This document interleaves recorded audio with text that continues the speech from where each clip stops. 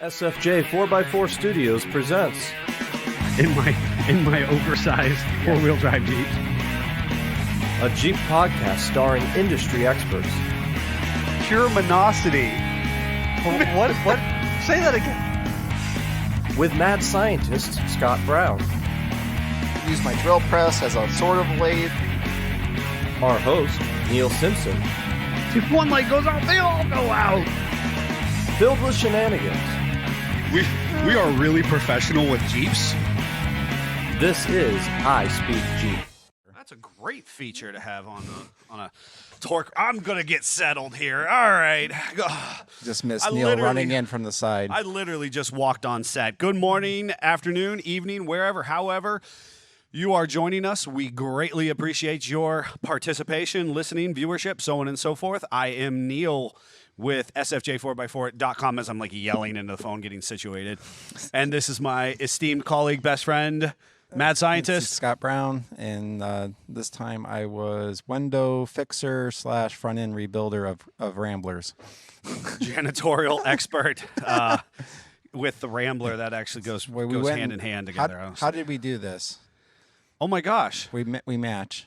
Oh, this is like in elementary school when you plan with your best friend that you're gonna didn't wear do clothes. We did. No. Everybody, we did. We No. we were like called each other overnight last night. No. It was the first shirt I found that was clean. I actually wore it to my daughter's dance recital because it was actually like a a decent looking T-shirt. Yep. And I needed to polish myself up a little bit. And so Saturday I went looking all fly and suave, collared shirt and whatnot. But Now you set a precedence. Now you got to look that way all the time. I know. Well, for the actual recital itself, I actually panicked over the week. So we bought her little flowers. You give the performer at the end of the thing. So then Saturday I was working on the tiny house and ran out of time. So they were like, no. So they were like, you got to go get flowers, right? And I was like, I just been pulling them out of a field at that point. you know what I did? So I went to the gas station, which did not have the flowers I needed. No. So I end up in one of the pharmacies.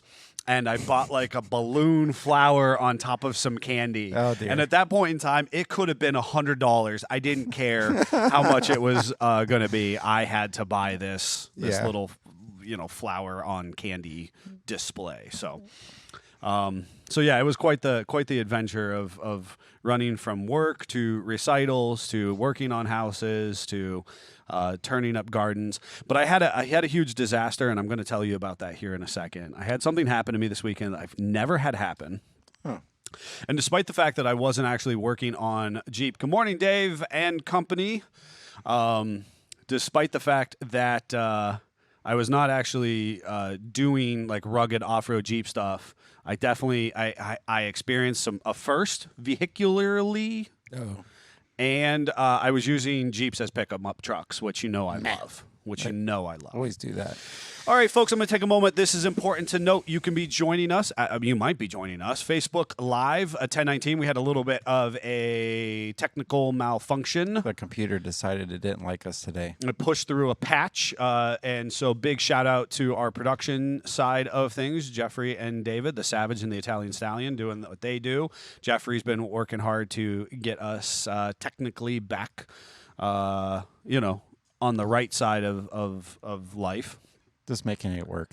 We were unplugging and plugging in things, trying to make hard it work. reset. That's what we call a hard reset. So those of you who are joining us on Facebook Live, thank you so much for being here. You can comment and do all that kind of good stuff. If you're joining us on YouTube, we appreciate your participation. Make sure you push yourself all the way through to actually listen to the meat and potatoes we're talking about. We do a segment on products, product spotlight, which we have an interesting tool one today, and then we're going to talk a little meat and potatoes. We're going to talk what I like to call the ugliest duckling, and had we're gonna go with Anger people. That's what we're going to do. we're going to talk about the ugliest duckling. And so, and then obviously, if you're joining us on your favorite streaming platform, we appreciate that as well. So make sure you can, download the podcast and listen to it on your commute or while you're working in the garage or in your earphones while, you're supposed to be at work, paying attention to what you're doing there. Instead, you get to enjoy us rambling on about cool vehicle stuff. Yep. So lots of interesting things. And you obviously were working on Ramblers. Yep. I decided I was going to change the ball joints on the Rambler over the weekend. I got one done. How old do you think those ball joints are? They're original. They were riveted in. No. Yep. 66. 66. Still had the original ball joints. And I was looking at the bushings. They were also original and looking tired. And then I was doing my normal, you don't realize something's bad. You realize it's bad. It's all stages of coping. And Denying that it's bad, that you have to spend the money on it to then... Looked it up, and they were $100 and some a piece. Whoa. Yeah. Ouch. From the Rambler place. And I was like, I think that bushing's just fine. That bushing's gonna live another. Couple of years. The car got put back together, and then I was right at the end of the day gonna go put the wheel on, and I was just happened to look at the valve stem, and I was like, "That's a problem. It's something I'd never seen before."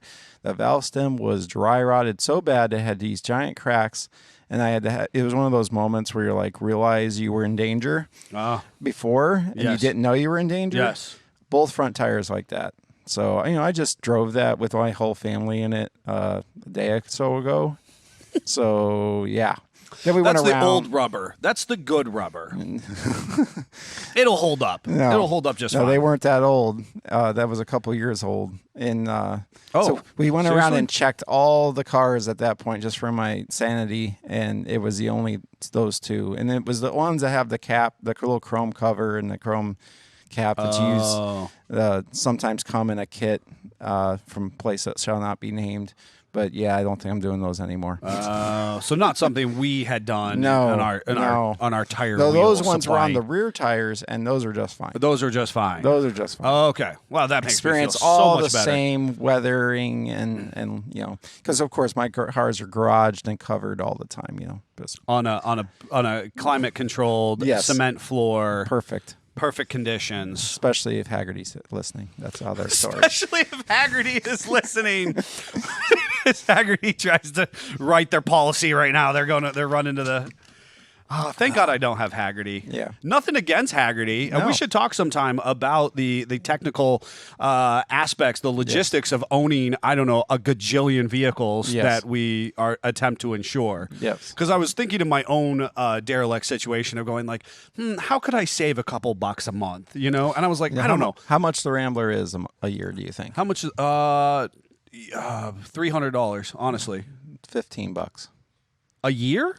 Yeah. To have the Rambler on your policy. Yes. I thought I was lowballing. at $300. No, the 7 is $100 and some a year. Through Haggerty? Yeah. How many vehicles do you have on your policy? Yes. Okay. I might have a multi-car discount. I'm not sure. I think the problem is I have the semis and they mess love with you. things. Yeah, they touch you. I pretend they're pick-em-up trucks just so unless my insurance agent isn't listening, and then they are Totally. pickup It's just trucks. a heavy one time. It's just a heavy pickup truck. Yeah. Yeah. And I am always honest. I always very factual. It is not dump trucks. They are not dump. They always Those is that are a dump higher truck? risk. Yeah, because they're things not fall out of the back of those. Right. They crack windshields of other Yes. people all the time. Yeah. The only thing I own that's not, or we own that isn't insured is her truck. We need to get that on the policy. But everything else, including motorcycles, are covered for one of the first times in my life. Huh. Yep. Good for you. Yep. Good for you. Speaking of well, it's okay. So things that I experienced over the weekend that were like, okay, just who does this, So first of all, on a valve stem issue, I thought it was such a coinkydink that you had valve stem issues because my little lawnmower, despite the fact that it has tubes and weights and all that kind of stuff on the backside, had a flat tire the other day, and I was miffed because I went to mow the new property, which is obviously We need to get you one of those non-air tires. Oh, absolutely, right? And what had happened was the valve stem actually got kind of pushed to the side and had chafed, and actually had chafed through the valve stem because of the weight, like the wheel weights pushing on it. Yep. Even though it's a tube, even though I have the tires tubed. So I have to do that one over again. Yep. All right.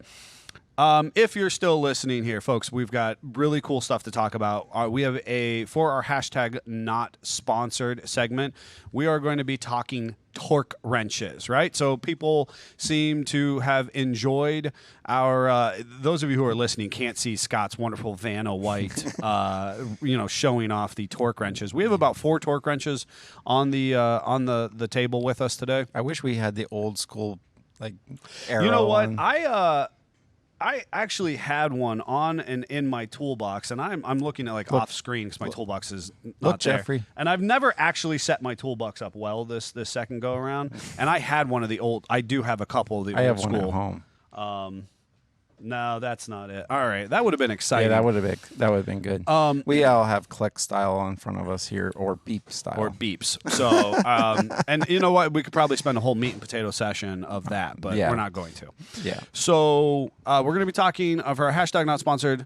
That again, the meat and potatoes. We're going to be talking about the ugliest duckling. We might be, people feeling some type of way, and Guarantee then, and then we're just going to quietly depart into the day to do work on wonderful Jeeps is my hope and dream and desire. Yep. So here's something that has never happened to me before, and I hope never happens to me again. I lost a trailer over the weekend. Oh, I've had that happen. Did you? Yeah.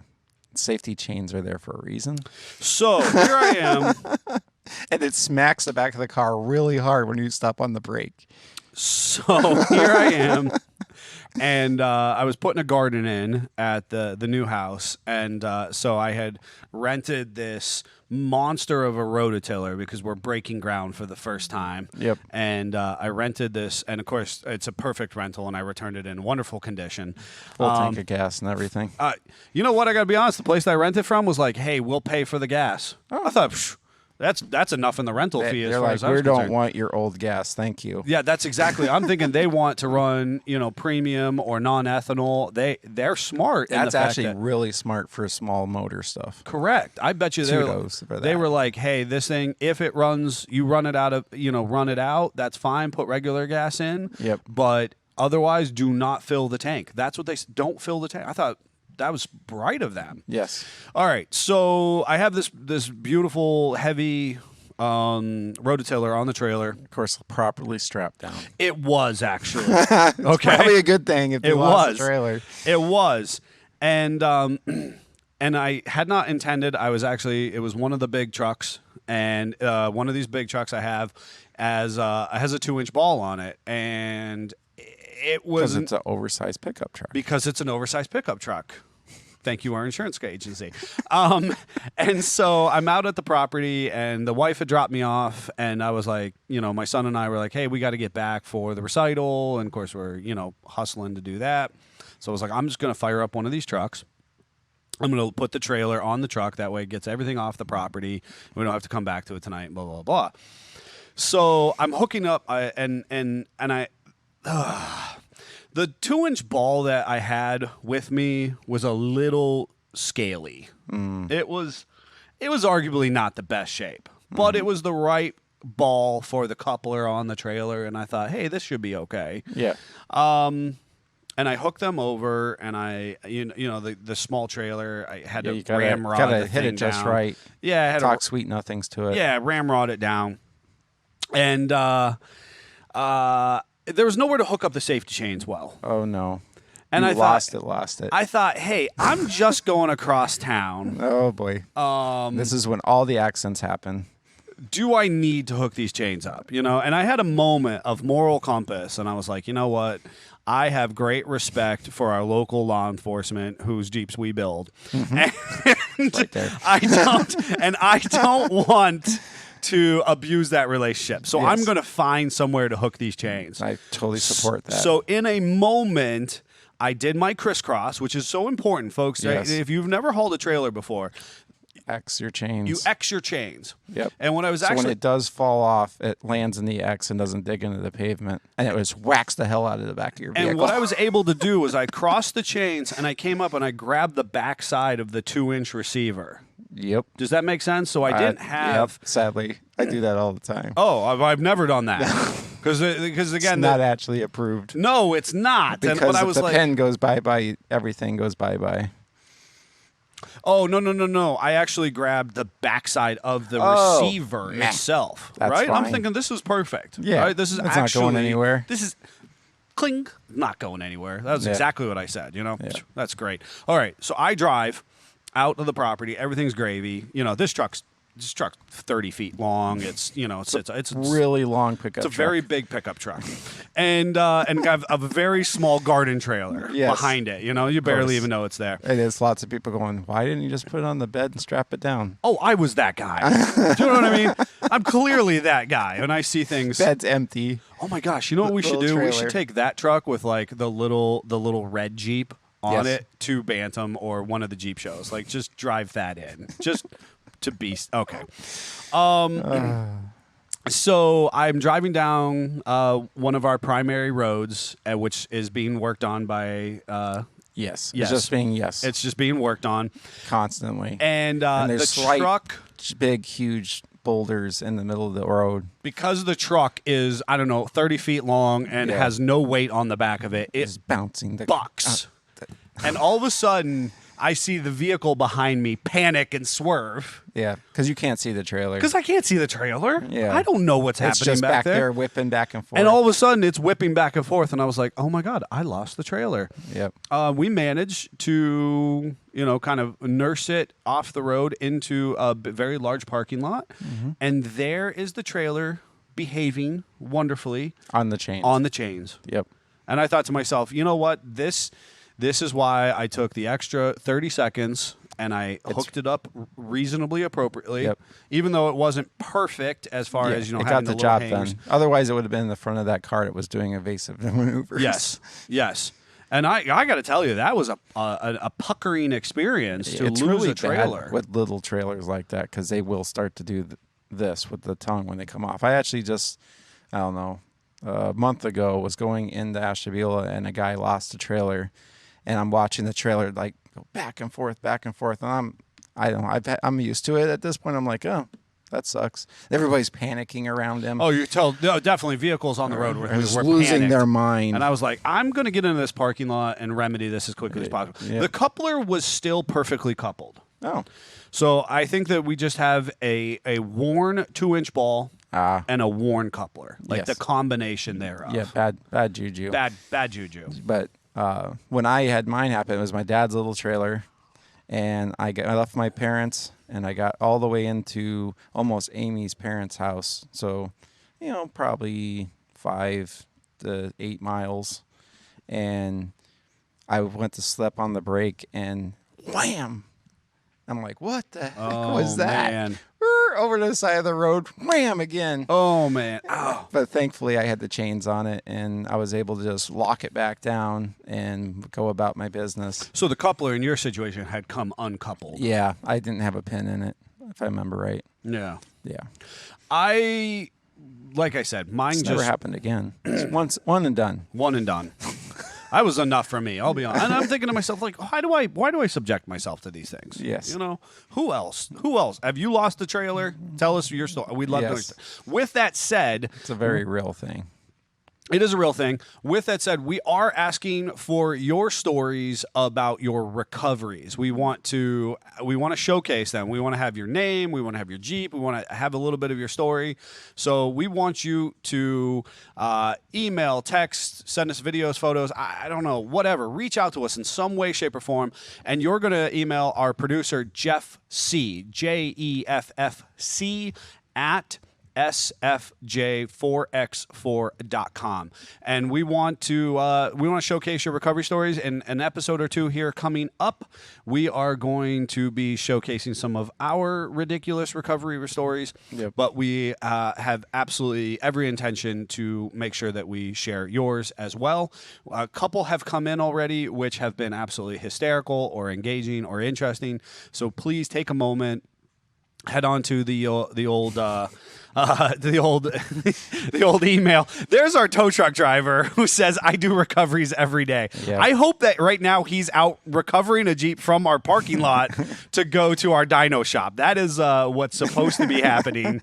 So to get that performance Jeep done and tuned, but that's awesome that he actually responded. I know what he's supposed to be recovering. Yeah. You know, it would be a hoot to have him on here. Oh, dear. He could sing the shanty with me. Oh, you no. know. All right. So make sure you send your recovery stories to us so that we can showcase them here in an episode coming up. All right. So I saw a post moving around the old interwebs, and I thought it was beautiful. Mm-hmm. But I recognize. Well, let's be honest. I was driving home through the beautiful countryside of Western Pennsylvania, and there was a field of sheep, which obviously you should be scared of where the story is going at this point. Yeah, I'm really confused. All now. right, there was one. I was waiting for field of Jeeps. No, field of sheep. Field of sheeps. We should just title this one "Field of Sheep." There was one beautiful little black sheep out of this whole group, right? Yeah, and he didn't fit in. No, he didn't fit in, right? Which had me started to think about it. And this was the end of the the week. There's books written about this. There subject. are, right? There are books written about that. Which then is the ugly duckling. And Yep. then this article got passed around the old internets over the weekend, at least I could tell, of the 92 to 95 Renegade. Jeep YJ Renegade, Yeah, which I love. yeah. So ugly. It's terrible. I disagree. It's got a face only a mother could love. That's for sure. So, So much plastic. all right, folks, if you are, obviously we don't have a picture up, but we're going to do our best to describe this to you. And then I'm hoping that, Scott, over there, you are conjuring up an ugly duckling. So you took one of mine, but anyway. Well, so God, imagine if a that's plain, not somebody's normal ugly YJ, duckling. and you just take like 50 extra pounds of plastic and lay it on every flat The surface. 80s were very influential. And then you get more Like square the lights big to emphasize hair. the square lights you already don't like. You had square lights next to square lights. Yes, because obviously 2 square lights make a right, but they don't. You had these fog lights that were Frenched in to these big, beautiful, sweeping, No. bodacious flares on the No. Jeep. No, and you know what the best part is? All the salt and the mud and the dirt gets in between all the plastic and the fenders, and then they fall off in 15 to 20 years. So we actually have a customer with a Rennie, a YJ Rennie, which wants- we have done a full frame off on. Wants to do a Renegade ectomy, get rid of it. He's getting rid of all of his Rennie stuff. Yep. And we It's actually have a not in couple of good shape. customers with Renegade. No, and that's the problem, is the bodies are completely rotten. Joe And then Brilla... and then the plastic's broken. yeah, and the plastic, and the fog lights are gone. Joe Brilla says, if you build it, he will come. I got to be honest, folks, if you are on Facebook right now and you do not like that comment, Yeah. I don't know if you're awake. Yes. Because He literally had the time to make a pun, Yes. Field of Sheep with Kevin Costner, did lousy at the box office. That's spectacular. How did he come up? I'm just not witty like that. No. So the nice thing about the Renegade, the redeeming qualities, It had a 4-liter. it had a 6-cylinder, it had a 4.0 HO, Yep. and it was Had a typically slightly manual. nicer interior. Had a slightly nicer And interior. then from the inside, you couldn't see the outside. From the inside, you couldn't see the outside. I think that like this gnarly overbuilt Renegade would be like the coolest. So that's where you couldn't put big tires on it because of all the plastic. You would have to lift it, I don't know, lot. 12 inches in the air. Yeah. I Just would put it on like a monster truck chassis. On a and- monster truck and chassis. Tires just blatantly oversized. Then you're fine. That would be the coolest, ridiculous build you No. could do with a Renegade. No, it'd still be ugly. So what other ugly ducklings are out there? Well, first thing when you said ugly duckling Jeeps, the first thing that comes to mind is 73 up Jeep Commandos. Oh, I knew you were doing the bull nose. It took such a beautiful Jeep from like 66 to 72. I love those. and then suddenly you saw a Bronco, and you're like, I need this to be a Jeep, but uglier. But at least the Bronco, like back in the day, the first gen Bronco has a nice little, styling of the grill. The Commando is just like a big egg crate. We just went out behind Circle K, got us a bunch of milk crates, cut off the bottoms. that was Lawson's at the time. That was a Lawson's. Sheet metal screwed them to the grill, and we're done.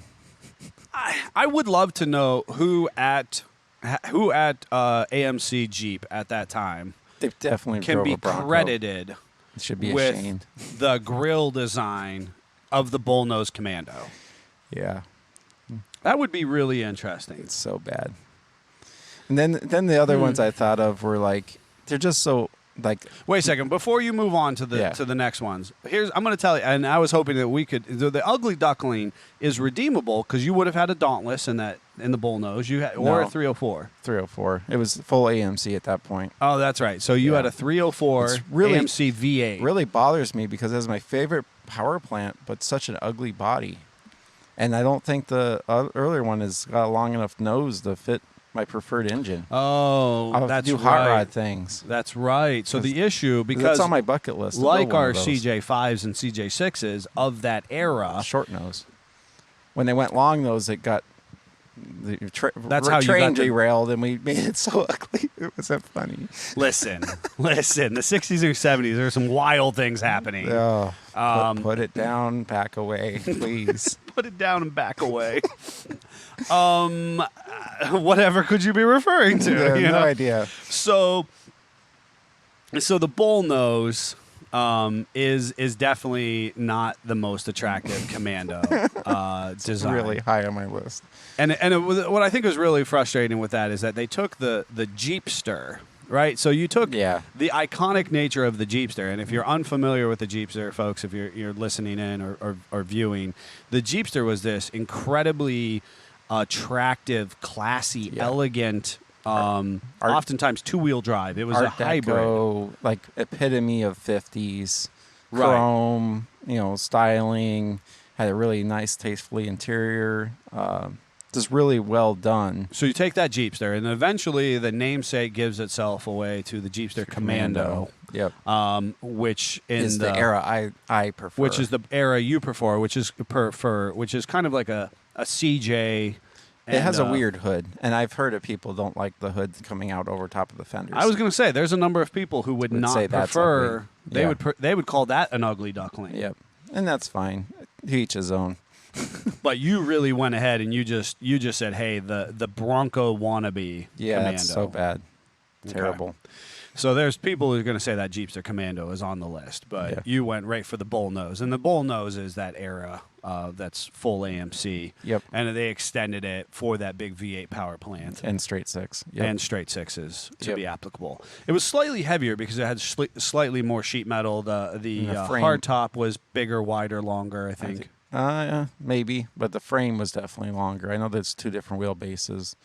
I don't know exactly. It's a C1 something. Yeah, C101 and a 103. Yeah, and that depicts the wheelbase. Interesting. Yep.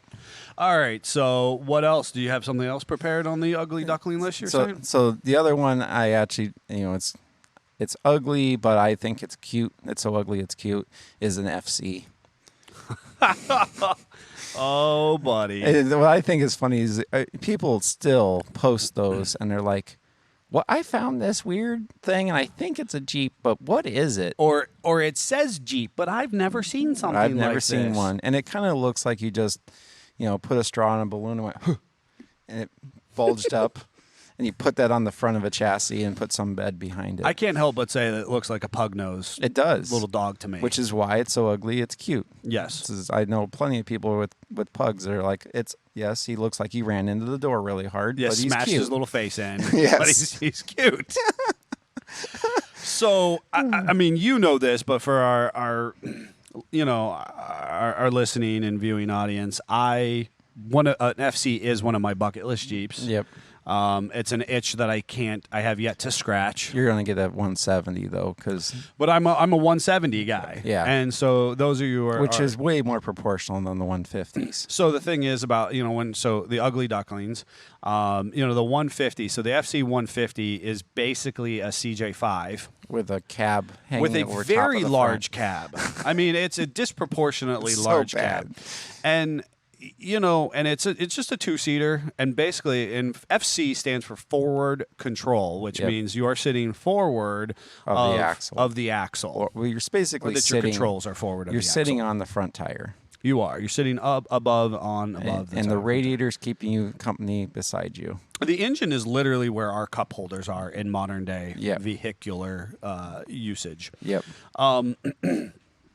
So what I actually And they thought have is two grills. they do. Yeah, they have a front grill and a back grill Why would they have a back grill? because that's where the air has to go out. Oh, Comes in the front, goes out the back. I done learned me something new today. I did not know they had a rear grill. They have a rear grill, and they had F heads, if I'm not mistaken. They did. Or the a earliest ones. or a straight six. And then they eventually managed to shoehorn a flathead straight six in there. I believe so, and that was in the 170.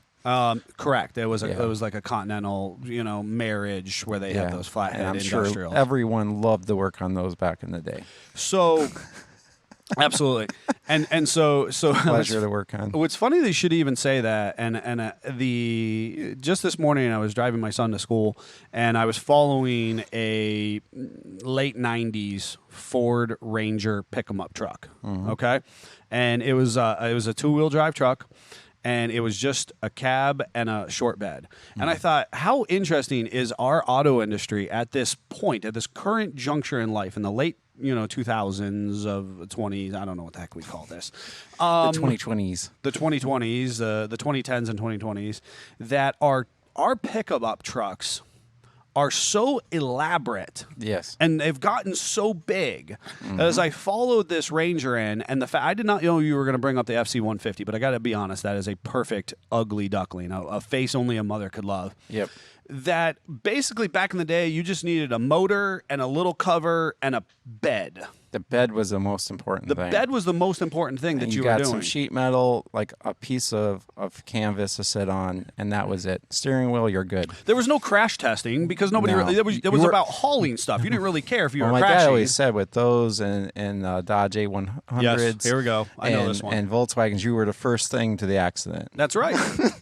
You weren't worried about crash tests because You were didn't- there. You didn't have anything to worry about because it No. was done. Yeah. It was over before it Done. began. That was the crash test nature of those Jeeps. And the Jeep gave you a nice big wraparound windshield to go through. Yes, it was exit strategy. That was more than sufficient. Yes. It's so funny that you bring that up because that's what those were. They were meant to be a truck bed on wheels that you drove. Not have leather and nav and heated and cooled seats. And the steering cab's wheel. so big that you could host a dinner party in Yes. it. And okay, don't get me wrong, guys. I own these. The Yeah. things that we're 100% being critical But of. you don't have a mega cab, though. I have a Crew Cab International. Well, still, I'm talking about that Dodge. It was I like know, but longer than yours. I know, but I've really struggled in the process of wanting to Those- rebuild the Dodge. Those don't look proportional either. I know, but if we put them with an 8-foot bed, and those No. Dodges never Yours came. looks right, but it's the little 4-door. Then they had the big one. I don't know. I'm still kind of like a mega cab on an 8-foot dually bed is still pretty cool look to me. Yeah. You just But- can't turn around the parking lot because it's so long. That's okay. That's okay. I can't turn around in the parking lot with other things With as your it is. current pickup With my truck. current pickup trucks. So I love that. I love the FC 150. I would not want to own it. I would want to own the FC 170. Yeah. That's because you're a truck guy. Because I'm a truck guy at my heart, in my core, and we do know a couple people who have those. What I think was actually when they nailed it was the military version, which was a crew cab, Yes. and had then a pretty decent looking little bed the on Perkins. it, and it had a Perkins Yes. diesel engine in it. That's like the best. It makes the Of cab, the even though the FC. cab is huge at that point, It looks a little better for some reason. It does. For some looks reason, more it looks balanced. better. It looks balanced. It looks. Yeah. Because otherwise, the FC just looks like it's going to fall on its face any minute. I've heard wheeling the FC 150s is just. Oh, that's gotta be just spooky. Spooky because you're there. The departure angle is. Yeah. The departure angle is me looking at the ground. You know? Yes. If you're going downhill, you're just staring at the ground the whole time and hoping the tire's underneath you. Oh my gosh. So do you have another ugly ducking? I do. Are you going with the old traditional ugly duckling? I'm not. Okay, that's good. What were you going to go with? I'm kind of, I don't want to do the traditional. I know it's a little ugly, but it's still. I'm going with a stock 2007 Jeep JK. With the little bitty wheels. With the little bitty wheels. I just thought of one that I could get your goat with, so I do have all another right, one. yeah, that's fine. You bring that to the table. I'm going to talk about why. I have a list, and we'll do a video here in the near future of the 7 worst Jeeps that you can purchase. And on the top, one of those lists is going to be the 07 JK. But with that said, in 2007, a stock sport model JK with the big, obviously that was when we were first exposed to the big plastic fender flares. All the fender. And then we put a tire this big in it. And they put a 16-inch steel wheel with it was not a 235, but it's about like a 195. Yeah. Yeah. It was so small. And it was meant to be a sport model. It was meant to be an affordable Jeep. I'm willing to bet you could buy that off the lot in 2007 for about $18,000, brand new. And it was all, and then I'm going to take it one step further and put it with a soft top with clear windows. Yeah, and no AC. And no that AC. was an option. Correct. So that Half ugly doors. duckling was as it came off the lot with these itty bitty tires with these big wing flares, and as a fishbowl of a top. Yeah.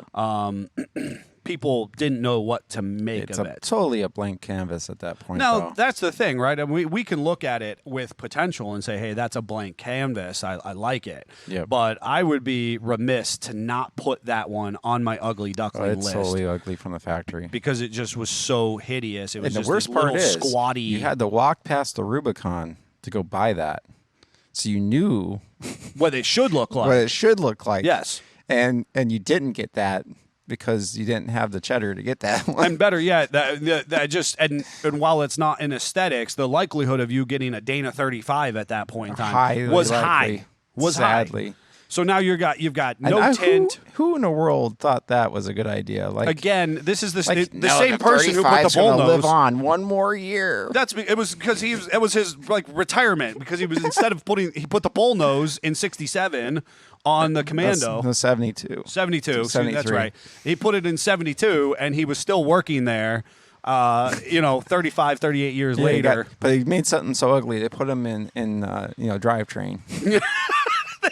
They said You can't design the outside You can't do anymore. design, so we're doing drivetrain. Now you're regaled to the bottom of This the Jeep. 35 is redesigned. Dana Nope. told me it's good enough. It's still bad. No, it was not a good axle. But you got 410 gears out And of it. 410s. What in the world was going on? So you got this squatty Put little it Jeep down with 16-inch and steel back wheels away. and 410s. Just a stupid Jeep. That's JK owners. Take that. That was 07. It's a stupid Jeep. Yeah. All right. So my next one is Yeah. a long bed Comanche. I'm done walking off. Short beds look so much better That than is long not beds. true at all. I knew I was going to get him with that one. I did not see that coming. And I'm disappointed at my lack of foresight in the fact that you were going to. I get that it's you were just going more to gut punch practical, me. I did not think you were going to gut punch me. but Though. it looks like so long after the cab. You want to drive a bed. Back in the day, we rode and drove like men, and we died like men. All I was doing was driving a bed. I wanted to drive. Yeah. I wanted to throw a piece of plywood back there. I know it was like the Camping wheel, gear. a short bed 4-wheel drive Comanche. I can only imagine with that extra feet on the back that you're getting stuck It's on. a school bus. High center over a pebble on stock height. Yeah, It was so bad. You needed the skid plates because you're going to use them on that. And that was the thing. They had skids. They had okay. I mean, not that this is the aesthetics, the ugly duckling piece, but they had the load to ride height adjustment for that very reason, right? Yeah. So if I loaded down my big full size bed in my little Comanche, it Utilize the space they gave me. Yes. I'm going to fill it to the top with stone. Don't do that. I can't believe you brought the Comanche to the table. And I will even go further to more anger people. The J4000s and long trucks like that, same way for me. I had a 2000. What? It was shorter. It looked better. You're just, you know what, folks? I hear that Scott hates trucks. No, I love we're going to title Comanches. this segment "Scott Hates Trucks." I love my J2000. I love J10s. Yep, and it's sad because my personal truck is a long bed, and I wouldn't own a short bed Chevy, but the J2000 to me is perfect. It's a medium bed. It's like almost. It's not a short bed. It's not this little bitty thing that's like, what's that for? Mm-hmm. But it's not a long bed where it's like, God, that's long. And it's only worse if you lower them. If you make them taller, it is better. Like if you jack a long bed Comanche up on 37s, perfect. Oh, I'm so jelly. It's perfect. I want that. But I had that. The shorter it is, the life, longer it becomes. I think that's cool. I think that's cool. So, a lot of people. I mean, obviously, we brought Rennie to the. The Renegade was a machine gun to a knife fight, right? Everybody produces that one. The Bullnose Commando, the FC, the 07 JK. I'm gonna go against the grain. I don't think the 3B is that ugly. There you go. Good. I don't think the 3B is ugly at all. No. And yet there is a large population. Oh, people hate on the 3B. Yeah. I don't get it. The high hood, right? So if you're listening, if you're unfamiliar, they produced. They are cool. They are cool, Chuck. With medium beds. If you had the high hood, and so the 3B was produced, what was that, 54, 55? 53. 53 was the first of the 3B. To 55. Because we had to make both models. That's back right. then. They were making it because at that point in time, we couldn't let go of one to embrace the other. Yep. It would be you like had to making the still TJ walk and by the JK the cool the same. Jeep to get the base model cheapy one. Nice. You had to walk by that 55 CJ5 and go, that's really roundy and cool. But Yes. I have to buy this one. But I have to buy this. But But you got horse purrs out of the 3B at that time, right? Yeah. Because you had that F-head design, so it Yes. gave you, a few horsepowers. And it had a bigger... It had designed the whole hood over like 10 horsepower. Yes. And it had a bigger engine compartment, so that small block Chevy fit in there better. I did. I ran into a guy over the weekend in the parking lot, and he was admiring Jen's mall crawler, and he had to tell me how he had a Chevy 350 in his CJ. It's a badge of honor for many. It is, and a lot of people. It was at one point in time, much like LS's. Yeah, it was the go-to. It was the go-to. So to have an SBC, a small block Chevy in your CJ. Yep. Was, like you said, a badge of honor. A very cool thing to do. Made it arguably more reliable, sort of. Some people thought so. Makes me I cringe, don't know. but that's a probably. hard one. That's hard. Oh, you know what? I didn't even. I bogged that one. He had an SBC. He had a 400. I don't even want you to react on that one because it's a 400. I know. He was very happy to have a 400 in there. They always are. They people who love 400s love 400s. Yes. I don't know what that is. You can make a 350 spin a lot faster than a 400. And you don't have all the pain in the butt to find a flywheel for it. Whatever. All right, we're not talking about GM swap CJs today. We've covered a lot of territory. Folks, if you're watching and you have an idea of, ugly ducklings, black sheep of the family, the legitimate one. I always love people come in with their Jeeps named the black sheep, which I think is cute. Mm-hmm. Let us know. Put something in the comments. Send it to us. Make sure you're sending those recovery stories over to Jeffrey. Any more ugly ducklings for the good of the order? Yeah, I think we've beat that horse enough. Because I like that we ended on the fact that the 3B is not actually ugly. an ugly duckling. Nope. I will defend that honor through and through. We're going to take a quick commercial break. If there are any other ugly ducklings, speak now or forever hold your peace. And we'll be back to do #NotSponsored and talk about torque wrenches. Hey, Jeep family, we hope that you're enjoying this content, and we want to make sure that you head over to sfj4x4.com, find some of this cool merchandise, give us a call at our facility, 440-813-3663. Option 1. And make sure that you tune in to our live podcast every Monday at 10:19 a.m. and check out our updates on YouTube on Tuesdays and Fridays. Until then, Jeep on.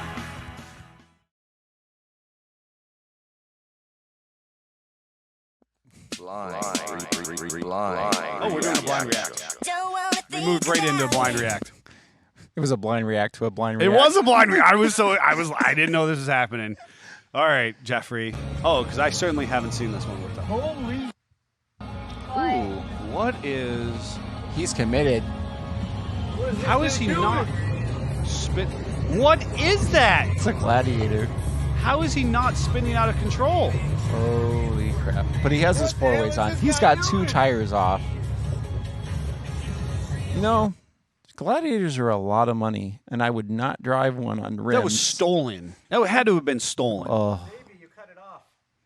There was more to that. It was like 5 minutes long. It was not 5 minutes long. They followed him into a parking lot. They follow the guy into the parking lot. Okay, so it is very uncommon. All right, hold on a second. Wait, it was really uncommon for something to happen on the internet and me not be aware of right? it. I did not see that one. So I have not seen this one. So and I hope he's getting new wheels because those. all are right. done. So what's the story? They're going to shout in off the backside here. So the truck continued it down to a parking lot. The guy followed him into the parking lot. They go to a parking lot. They follow. So the filmer follows the Gladiator. He made several turns. Made several turns. Never lost control. Never. How? No, there. You know, there is a lot of people who can't drive down the road was on he 4 a race tires. car driver?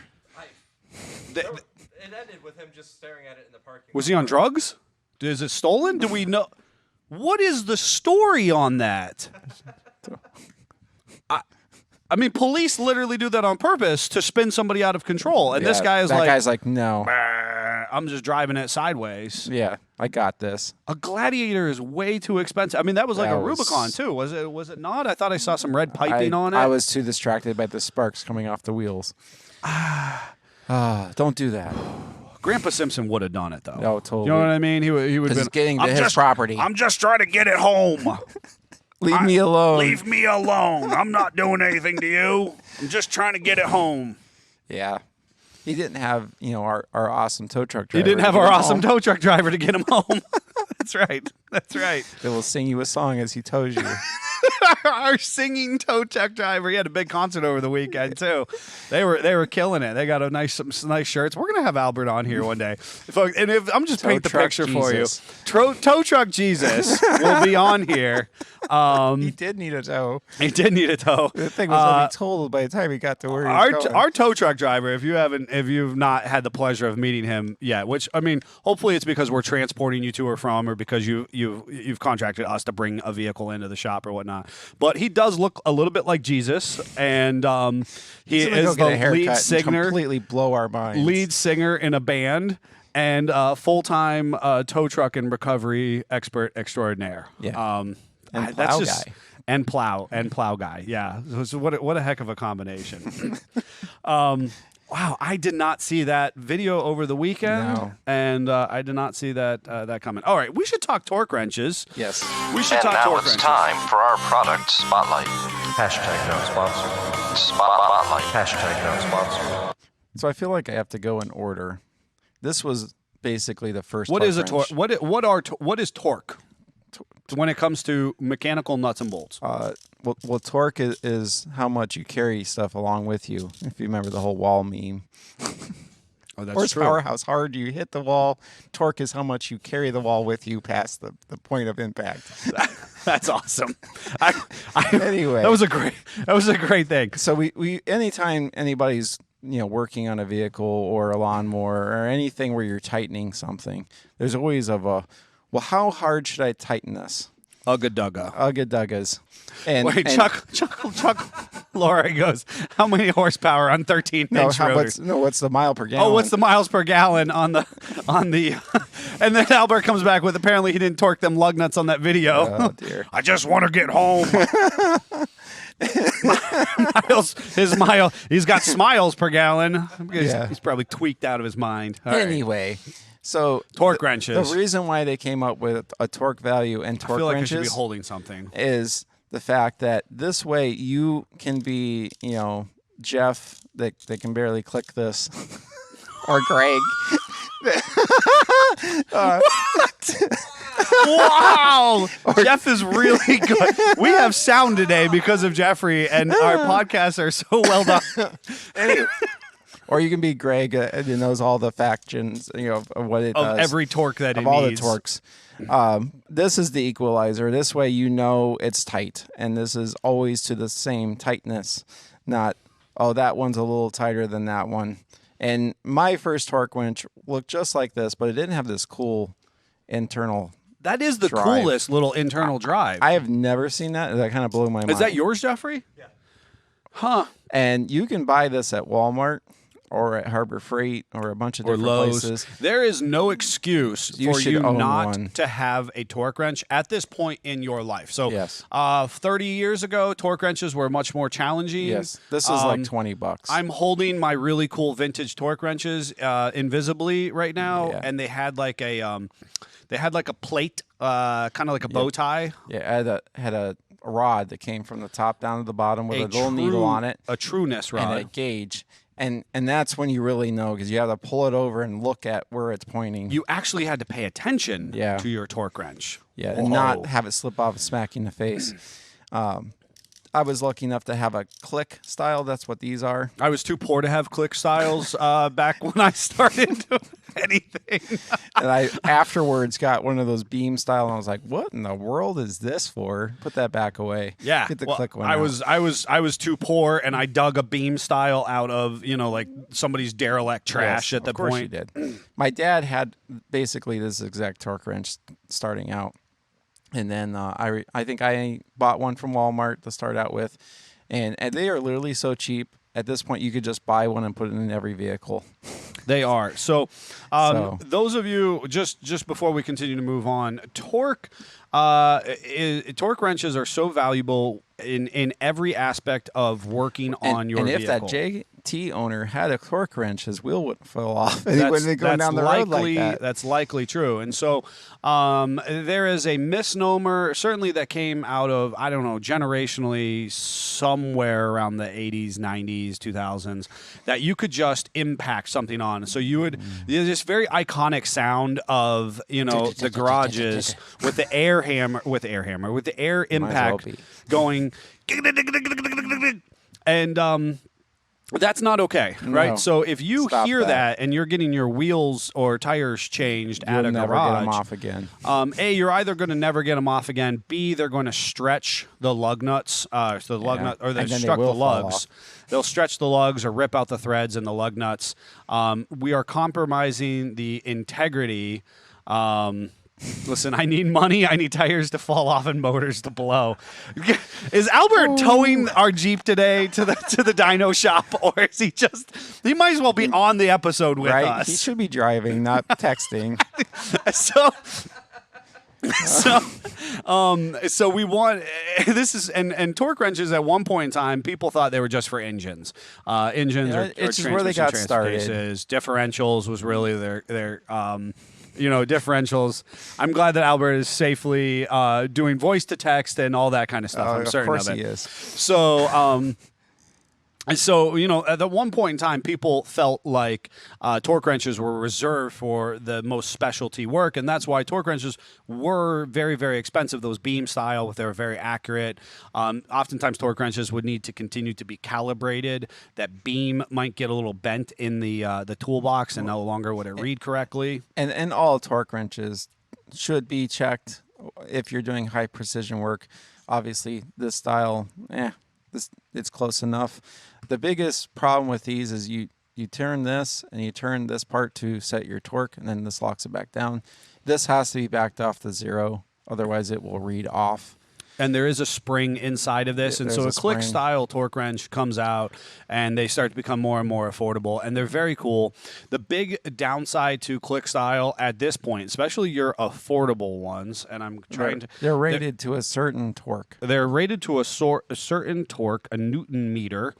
And this one, I think Jeffrey and I were having a conversation about. So there's our Newton meters. So most of these in this design, and those of you who are listening and who can't hear us, this is your really standard silver body. The whole thing is metal, kind of chromium And they sell that Harbor Freight and Walmart. Mandate, whatever, I don't know. Yeah, and so Harbor Freight, Walmart, Kmart, when it used to exist, Sears, whoever. 150 foot-pounds. So you can do your wheels and tires, because most wheels and tires on Jeeps are between 100 and 130 foot-pounds at this point in time, depending on what model it is. Yep. So wheels and tires. Where this really leaves you wanting for more is when you get into hub assemblies. Yes. And so that is where there are inherent drawbacks on these. And I'll even go further. If you know a cheaper torque wrench, one that you can change the direction, because you should never use one to loosen stuff, even though I have, because it's a long ratchet. It's not a long ratchet. It is a torque wrench. Newer, fancier ones, you'll notice like this one does not have a switch. They're one direction. One direction only. And that is why, because it is a precision instrument. And this one even has an arrow which way you should push it. Yes. So as we kind of go through our showcase of torque wrenches, obviously we spent a good time talking about the one that, if you don't have a torque wrench currently, the one that you should put in your toolbox is like $20-25. Click style, you can get it just about anywhere. And it's good for wheels and putting on your bumpers and make sure that your winches. It's a good starting point. It's a great starting point if you don't have something. It's an affordable way into Jeeping and maintaining your vehicle. And then when you get done with getting used to that one, then you get a little bitty guy like this guy. Okay. And that's an inch-pound wrench for doing the little small. We're moving into more fasteners. Technical things. And small this one fasteners. is pretty fancy. It has a digital readout. This one is Matco made, and it beeps at you when you get to the torque. I'm surprised this has a little switch, being a Matco. And then obviously the half-inch drive can go up to this style. I have a blue version of this. One manufacturer makes it for a lot of different people. What I like about it is that you flip this over and you turn this dial for your torque setting. There's like a little lock on there. And this one, you do not have to back off. It can stay at the torque you want it to be, and it is more for professionals. This way you can have it set at a certain torque and just go grab it, use it, and put it back in your toolbox. Now, we say it's more for professionals, but something that's kind of been big came out of the TJ community, but even most of the TJ guys were kind of good enough. Really, the JK brought on a bunch of people, and then the JLs who want to play with their steering constantly. Yep. And so having an appropriate torque wrench that's not your entry level click wrench. If you're playing with your steering or some of your suspension items, Yes. you are moving towards And more if of I a remember precision right, instrument. This goes up to That should be 250. 250. So This is a big boy wrench. and that's the big difference between your entry level and your more your more professional ones, is the actual precision with the higher torque load. Again, we're talking about load that can be, I don't know if load is it's Newton meters, that can be applied to a fastening device. So the threads, the actual metallurgy of the bolt itself. So our suspension, our control arm bolts are oftentimes pushing 200 especially foot-pounds. on JTs and JLs. Correct. One of the bigger challenges as well, before you jump into that one, Yep. are the hub assembly or the axle nut bolts of the TJ era, which are actually at 175 foot-pounds. And so technically speaking, our entry-level click-style wrench cannot sufficiently do Yes.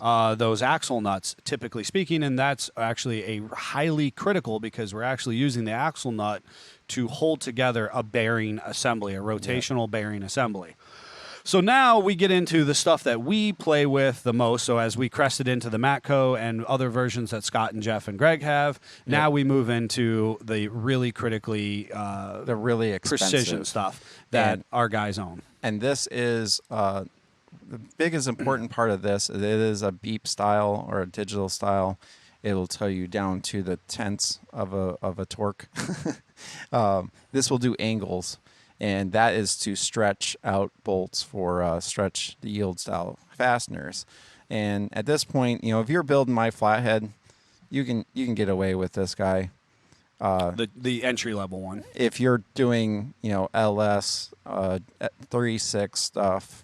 All the newer motors. Certainly our flywheels. A couple of the flywheels have been on some of the newer Jeeps. So we do stretch to yield bolts on the flywheels. Yep, and you'll see those in the specs. They'll say to torque it to, say 60 foot-pounds and then 60 degrees.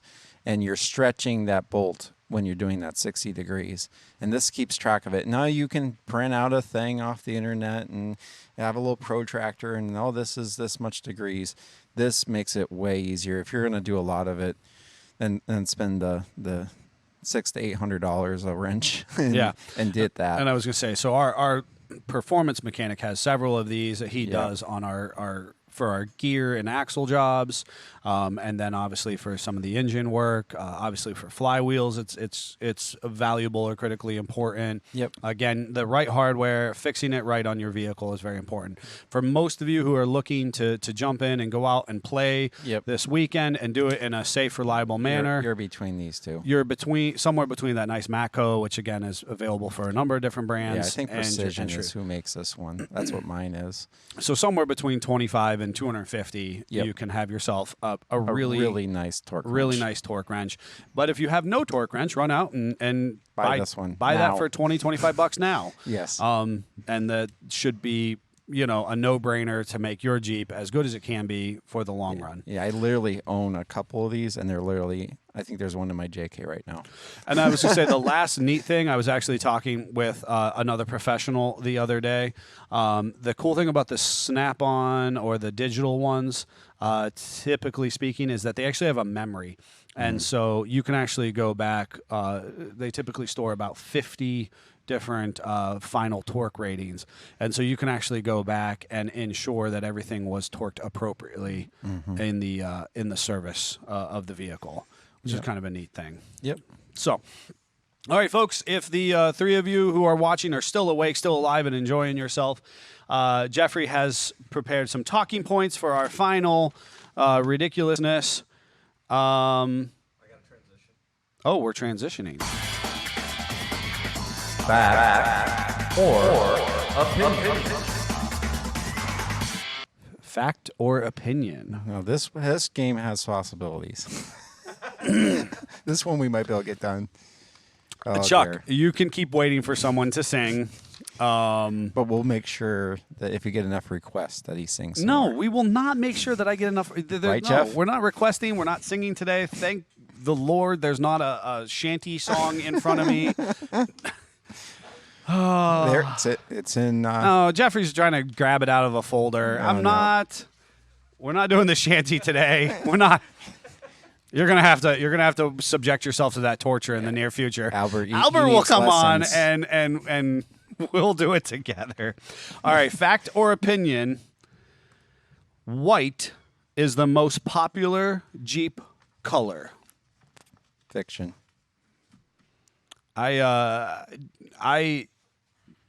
Does Jeffrey actually have answers to these, or are we just? Yes, but I'm not giving them to you. Jeff's microphone's not working again. He did a big adapt and overcome and made sure that we actually had a show today, so we appreciate that. He's not giving us the answers? Nope. You have to. It's up to you guys to. When do we get the answers? To convince. Well, this is like a persuasion essay when I was in 6th grade. We had a good game, and then he screws it up. I agree. We should say our answer, and you give us the answer, and we go, and then on to the next one. And then we go. We read the next one. All right. So, is it fact or fiction? I think that I think this is one of those things, and if we just continue to just let the bus run over Jeffrey, I feel like this is one of those things where he picks like an obscure fact of like all Jeeps produced on Liberties, Compasses, Patriots, your mom's Buick Sabre, I don't know, and calls it Jeep, and so I'm going to say that it is fact. And Albert is saying that's fact because it's a cheaper color. And I think that it's true because it's not just on Wranglers, or it's specifically not on Wranglers. It's on all of the other Jeeps. But he says Jeep color. That's what I'm saying. It says Jeep color. Personally, I don't like white because all the vans and delivery trucks and all that are white because it's cheap, the spray. So I want to go do something different. Not have a well, that's what you want, but that's your opinion. Yeah, but I know that Jeffrey is like Googling. When my wife wanted to paint the CJ white, I was like, really? Why? And it's funny too because like all the toters and stuff are white, and people leave them white so that they think that somehow it's less, like it draws less attention. And like I'm like I don't know. I want everything red or like fire engine red or black. I understand that draws attention, but what is the vehicle for if not? So what's the answer, Jeff? I think it's true. I think it's factual. It's a fact. Jeffrey says that it is a fact. So 1 point for Neil. And Jeffrey, was it a fact because of the reasons that I said? Yes. Yeah, I knew it was. I've just figured out Jeffrey. It's not because things actually make sense. It's just because I have an idea of what Jeffrey's trying to do to us. So what's our next one? Tuscadero is the most popular color of 2021 with over 30,000 units sold. You just contradicted the first one. No. What? This is why Scott is not allowed to make up stuff. I just said white was popular. Now you're saying pink is. White's the most popular overall. Jeep color because everybody's painting the Compasses and Patriots white. Oh. And like civil service vehicles. Yeah, Jeep, Chrysler I didn't tries think to do of ever. That's what I'm saying. Okay. That's how you got to think how Jeffrey thinks. He's so I'm going to get these guys. I'm going to find an obscure that Jeep wasn't patented the name until 1943. Yeah. You know how many people are still butthurt about that? Me? Yes. Just yes. So I'd say that's fact. I think Tuscadero is the most popular color of 2021 with $30,000 units sold. Jeffrey, the survey says, also fact. Ding, ding, ding, ding, ding, ding. I figured he was going to be like, it was actually, 2,800. Get us on that technicality. 28,950. Not actually 30,000. Jeffrey doesn't actually talk through his nose, so why when we always do nasally? Doing nasally? Anyway, what's the next one? All right. Jeeps are most popular in California, followed by Texas, New York, Pennsylvania, and Florida. What? Okay, That's so got technicality written all over it. Technicalities because most popular in California. All right, well, you know what? Everybody lives in California and Texas, and those two can just fall off their borders wherever they like. Oh. But so to say that most is in California, then Texas, then New York, then PA, then Florida. I say that's false. I think it's false simply based on the fact that he's got 8 states listed. Yeah, and. They're in the wrong order. They're in the wrong order. I think they're in the wrong order. Is the answer? So Jeff. So that's factual based on number of Jeeps sold in those states. However, based on per capita, it's not even close. So it would be whether you want to look at it by per capita. Oh, jeez. If Jeffrey had a microphone, you would have fallen asleep for his answer. It was something about it's factual for Jeeps overall sold in states, but per capita and blah blah blah blah blah stuff so that nobody actually. People are driving those states, buying Jeeps, and then leaving. I don't know what That's what Jeffrey was going for. Anyway, So it's sort of the fact checker, the Technicality. independent fact checkers, the independent fact checkers have deemed that one false. Content may be offensive. I don't.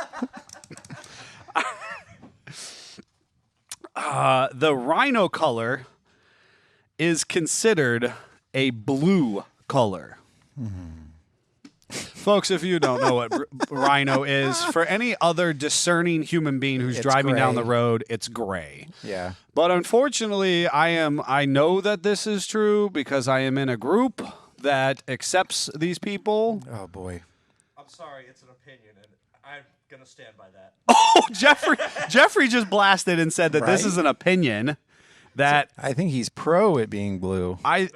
he also agrees that it's not blue. Oh, okay. But there's somebody up the chain who actually cares about colors, who says that there is blue And they're sprinkling in this. like the littlest blue into the paint. There is One, that- See? Yes, It has blue in it. that they're going to the chemical makeup of the paint It itself. has 0.15% blue. Well, but you know, and I think the same people who determine the blueness are the same people who determine like heritage and lineages. Oh no.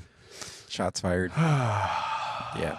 So somewhere far enough up the chain, So there it's is true, but it shouldn't be true. a That's where I'm needle going. syringe full of blue pigment in rhino. Yeah. Is that the interpretation, Jeffrey? I'm standing by it being Jeffrey is kicking out rhinos out of the blue Jeep crew. Hater. Not allowed in the blue Jeep world. All right, I'm going to end on this one because it only seems appropriate that we do, and we can save these other three for another time. The LJ is the best Jeep ever made, and that's a fact. So we're done.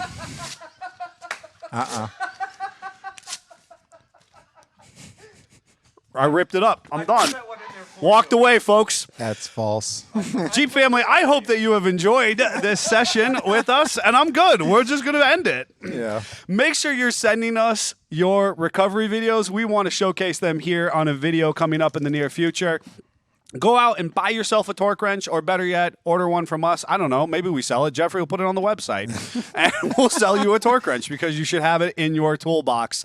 Find our marketplace reviews. We do some fun stuff there. Our Tech Tuesday walk around on the What did you do, Davey? the Savage is smashing down the studio. He He's really wrecking the wants thing. us to talk about this sticker. Make sure you're buying our sticker. Those of you who have purchased online, thank you. We're filling those orders. This sticker, $4, 19 cents, supports this show so that we can come to you every Monday And morning. how much do they have to or spend on the $41 in the month of May. That's just as simple as 2 shirts or a mug and a shirt or whatever. Or our coffee. And our coffee that is delicious and highly caffeinated. So simple way to support the show, and we appreciate you being a listener and a viewer of this podcast series. If you have any questions, you can reach out to us at many different ways, but through Facebook Messenger, Instagram Messenger, email, contact at sfj4x4.com. You can make sure you reach out to us with something cool going on with your Jeep and get one of these cool stickers to represent how serious you are about the Jeep life. And send that recovery video over to Jeffrey. Do it now if you haven't done it. All right, Jeep family, until next time, Jeep on. Jeep on.